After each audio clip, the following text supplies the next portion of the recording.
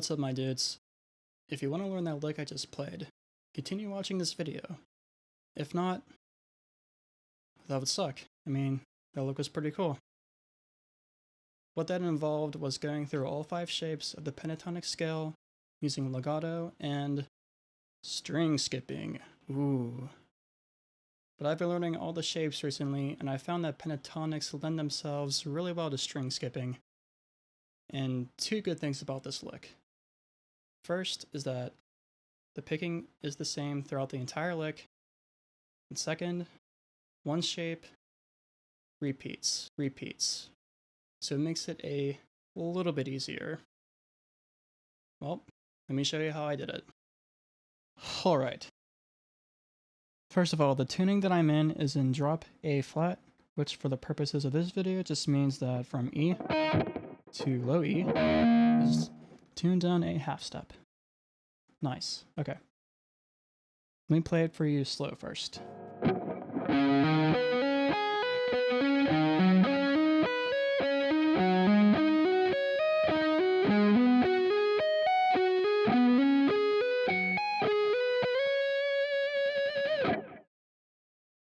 Alright. Now the first shape starts out in the standard pentatonic shape.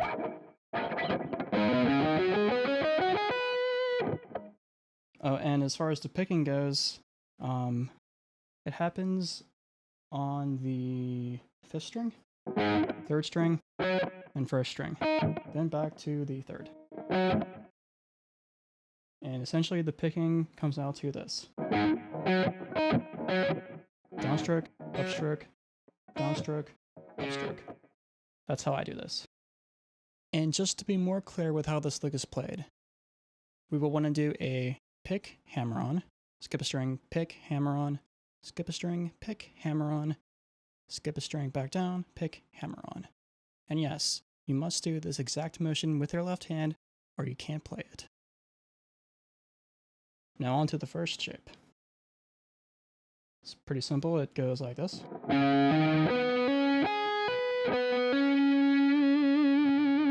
That's in the first standard pentatonic shape that everyone knows.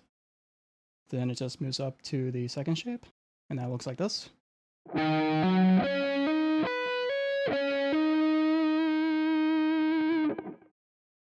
we move on to the 3rd shape.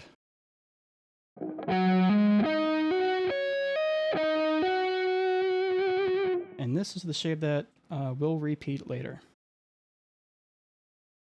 The next shape, which looks like this.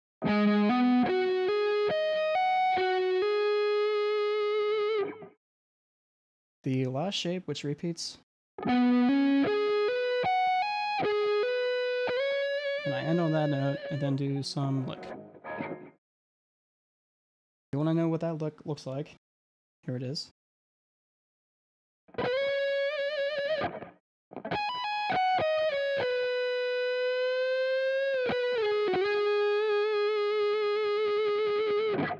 That's the gist of that, just something to end it on.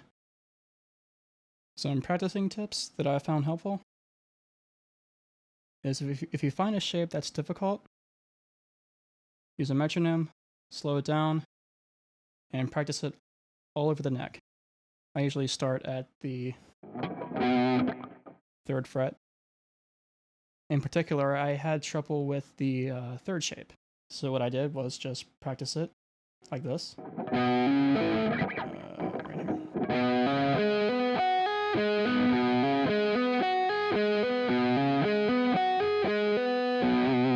Then I'll go up here.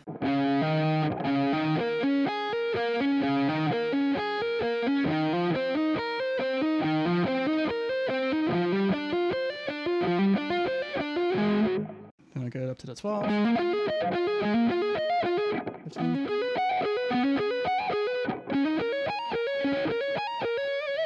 That's just what I did. You can do whatever you want. The main reason for practicing these shapes all over the fretboard is simply because it's less boring. You could pick a shape, a position, and play it for an hour. That could work. You can build speed that way. That's fine. But your mind will tend to drift, lose concentration, and make more mistakes than you need.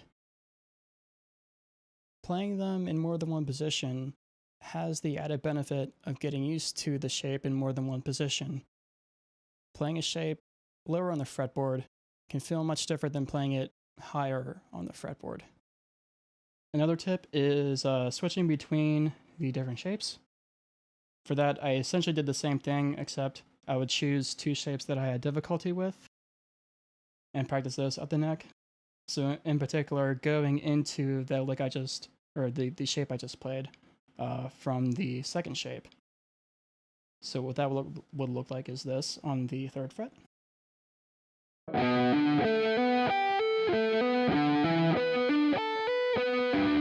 Now repeat that and do the exact same thing going up the neck.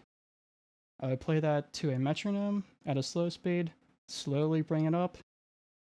Standard way of building speed type of thing. To be more specific, what you can do is find the tempo of the shape or the pair of shapes where you cannot play them. Now from that tempo, go back 60 BPM. Play it there until it feels comfortable. Then move that tempo up 10 or so BPM. Play it there for a little bit. Move it up 10 again. Play it. Practice it for a little bit. Move it up 10.